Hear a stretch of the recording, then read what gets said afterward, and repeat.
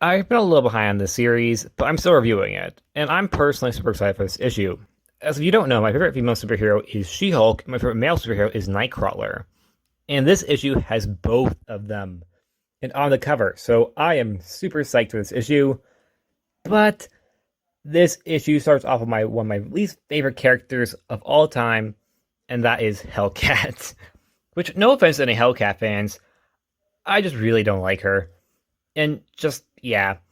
This issue starts with She-Hulk meeting Hellcat at a coffee shop, where Hellcat is very uncomfortable talking about She-Hulk's appearance before then crapping on Jack of Hearts, who she thinks is dead, but she hands Jen a folder about Jack, saying that no one gives a crap about him. Wow, Hellcat, that is cold. When Jen quiets down, Hellcat continues to be a bigger crappy friend, telling him that she needs a nemesis, which Jen explains that neither Mallory or Titania is her enemy. One is her boss, while the other has been redeemed. After this not-so-friendly encounter of Hellcat, She-Hulk goes back to work where Mallory is giving her crap for being late, and that she has a client in her office only to be warned by Andy that it's Nightcrawler, who, like I said, is my favorite male superhero of all time. She-Hulk goes into her office and starts to have some friendly talk with Nightcrawler, in a way that makes me think that Nightcrawler might have a crush on her, but they get to business. Nightcrawler explains that he's representing that the mutants of Krakoa? How do you pronounce that? Krakoa, I think that's how you pronounce it, who either doesn't have citizenship or have been from the state so long they legally cannot get another driver's license, which I presume is some kind of American law, because I'm Canadian. I don't believe that's a thing here. I looked it up, I couldn't find anything, so I believe it's only an American thing, but don't take my word for proof or fact, because I'm only 17, so I wouldn't, know everything. Anyways, after they're done their meeting, Mallory goes to her and starts to yell at her for having a superhero client, telling her that she had one rule, and that is no superhero-related cases, which is ironic due to the fact that both Andy and Jen are superheroes, that she herself hired, and she is actually dating Andy. So I feel like that's a little bit hypocritical, but I kind of get what she means, just the way she says it here. It comes across like she doesn't like superheroes or anything that has to do with them.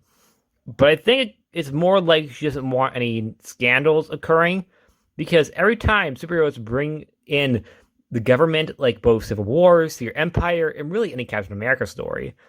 So I can understand why Mallory's so hesitant of letting She-Hulk have superhero clients. But Jen is able to convince her in helping Krakoa, as Mallory sees this case as a complete gold mine, which makes sense, with multiple mutants on the island being immigrants or on parole or having warrants for their arrests having been once villains. Anyways, Jen and Andy are on the subway a little later, when Jen questions if his and Mallory's relationship has any strings attached, as Mallory is pretty much Jerry from Jessica Jones, a shitty lawyer, which is why Jen questions it. But Andy reassures her that no, nothing's happening, and that he completely trusts his girlfriend. Jen goes back to her apartment to find Jack of Hearts just lying around. Jen gives him the file Hellcat gave her, as he explains that he has lasagna in the oven, as he comes across very romantic to Jen, but in a way that feels like he has more of a motivation here than just he likes her, which I think Jen even picks up on with how she makes a point to not exactly answer his first question immediately when he asks if she wants some lasagna. But as Jack tries to ignore any of her questions about him being kidnapped and dying, Jen is very confused about why he doesn't seem to care about how he died and was kidnapped anymore. In fact, he says he doesn't want to know, nor does he think the person will come after him again, which kind of makes Jen think that Jack is just depressed, but can tell something is up. Jen opens up to him about how sometimes she just wants to walk away from the superhero life, but she knows that it's something that is important to her, as she's given up so much for others people don't even know about. She was in a case of the Supreme Court, which was going to be the highlight of her career, but people were in danger and she left to take care of it. So she literally dropped out of the highlight of her career to be a superhero. Things would lead to one thing or another, and they start making out right there and then. And the comic ends with going into the bedroom to, that. Do I have to say it? I don't think I have to say it. I'm not going to say it. But you know what they're about to do. Now, this issue is really interesting to me, as it feels like three different segments of the comic. She-Hulk and Hellcat, She-Hulk and Nightcrawler, and She-Hulk and Jack of Hearts. My personal favorite was 100% the Nightcrawler one. I thought they had a great friendship, and I like Mallory, and I'm super excited for She-Hulk being a part of helping mutants. Which I hope has more of Nightcrawler involved in the plot too, because I really like them hanging out, because I really just like, I think their dynamic of the whole blue skin and green skin, it just pops when you visually look at them, but they also have a very cool, like, friendship, but flirty, but not flirty. It's a really interesting idea, and I think it really works for these two characters.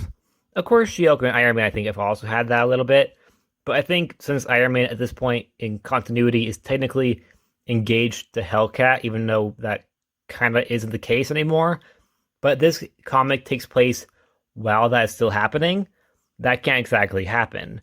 But I think Nightcrawler and She-Hulk also works. And of course, it could be platonic. Sometimes people are just flirty with their friends, which sounds really weird, but trust me, it happens.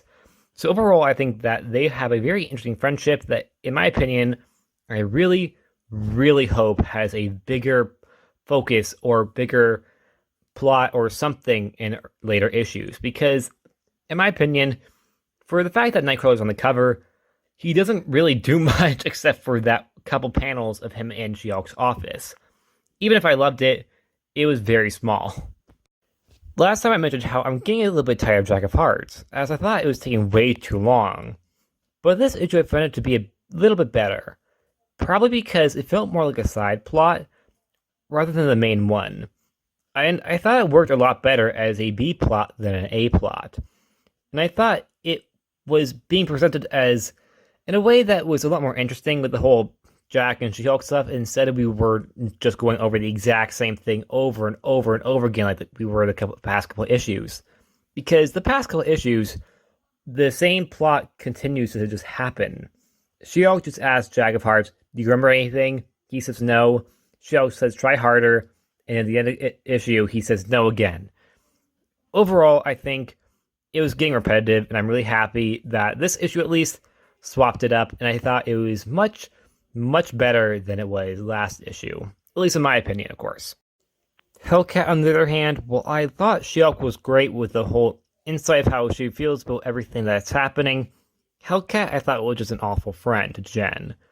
And really just came across as rude how she talks badly about Jack, who she thinks is dead.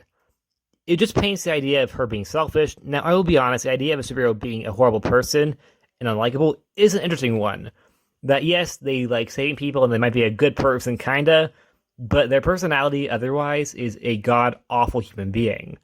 In my opinion, that is a very interesting idea. But that's not how it's being presented here. Instead, it feels like the writers of this comic in the Iron Man one, where she's the exact same, are completely unaware of how absurd she is. She literally verbally abused Iron Man into becoming an alcoholic again. That isn't, what fiancés and friends do. Overall, I think Hellcat, in my opinion at least, is just not a very good character, because I think she could be better. Because I think this idea, I really liked her on Jessica Jones. I thought they handled that whole idea that she's a bad person, but still wants to do the right thing, but ends up being the villain at the end of the day. It was handled a lot better. Here, it feels like they were too scared to make her an actual villain, but instead keep her as a hero, which I think could also be an interesting idea, but they don't go with the idea that other characters are aware that she's an awful person, despite the fact that she clearly is. You don't verbally abuse your spouse into drinking again. That is just something that good people don't do. You don't crap on dead men after they saved the world. After they literally died, saving your fiancé and friend.